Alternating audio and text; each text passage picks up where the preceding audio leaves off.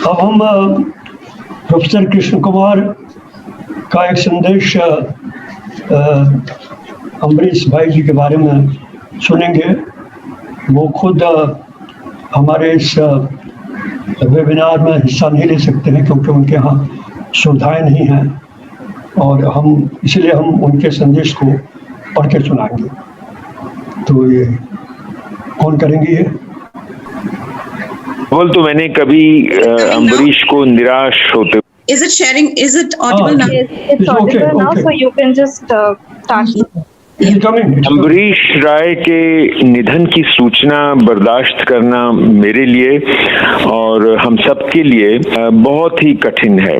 तो उनकी इतनी सारी विशेषताएं, उनके व्यक्तित्व की, उनके काम करने की शैली की मुझे नजर आई कि मैं जब उनके निधन की खबर आई इस दुख में डूब गया कि जिस उद्देश्य के लिए वो जिए और जिस उद्देश्य के लिए उन्होंने मुझे और हम तमाम लोगों को जोड़ा, उस उद्देश्य का अब किस तरीके से हम आगे संधान कर पाएंगे, क्योंकि उनकी सेवा भावना इस उद्देश्य के लिए और संघर्ष करने की क्षमता आज के युग के लिए ही नहीं, शायद किसी भी समय के लिए अनोखी थी। अव्वल तो मैंने कभी अम्बरीश को निराश होते हुए नहीं देखा। 10-11 साल पहले जो सफर इस कानून का एक नए अध्याय के रूप में शुरू हुआ था, ऐसा लगता था कि एक नया सामाजिक इतिहास शुरू हो रहा है,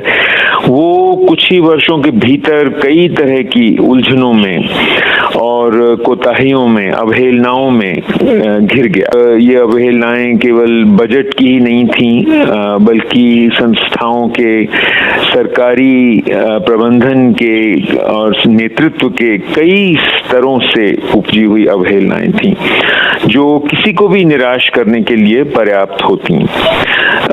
इस कानून को जिस तरीके से धीरे धीरे कमजोर किया गया कानूनन प्रक्रियाओं से, और उसके अलावा फिर केंद्र और राज्य के बांट बखरे में किस तरह कई राज्यों के लिए पर्याप्त थी, लेकिन मैंने कभी अम्बरीश राय को निराश नहीं देखा और उनकी आवाज में भी ये महसूस नहीं किया कि वो किसी वजह से ऐसा अब महसूस कर रहे हैं कि नहीं, आगे का रास्ता बंद है।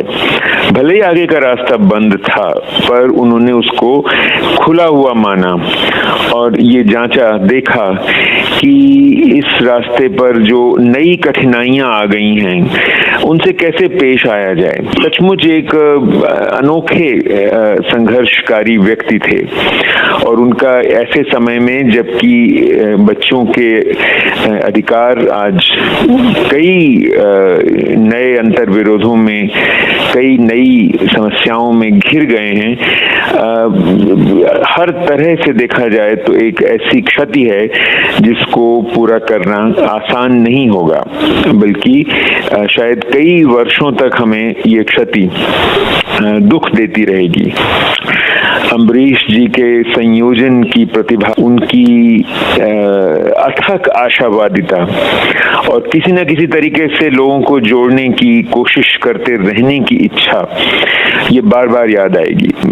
इस अवसर पर क्या कहूँ, यही कह सकते हैं कि भाग्य ने या ईश्वर ने जैसा भी समझा उसे हमें स्वीकार करना होगा और बर्दाश्त करना होगा, और उन उद्देश्यों के लिए जिनके लिए वो समर्पित थे, उन उद्देश्यों के लिए कठिन से कठिन परिस्थितियों में, विषम से विषम परिवेशों में काम करते रहना, यही अम्बरीश राय की स्मृति को, उनकी संघर्ष यात्रा के प्रति न्याय करने का एकमात्र तरीका है।